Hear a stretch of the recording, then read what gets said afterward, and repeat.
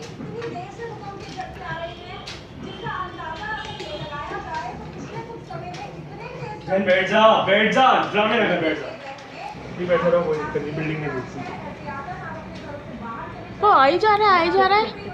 भी देखो पीछे देखो मेरी कुर्सी इंडियन भैया हाँ पीछे देखो और कहाँ देख बैठे हुए हम अपने नोएडा स्टूडियो में हैं। उत्तर भारत में भूकंप के तेज झटके महसूस हो रहे हैं।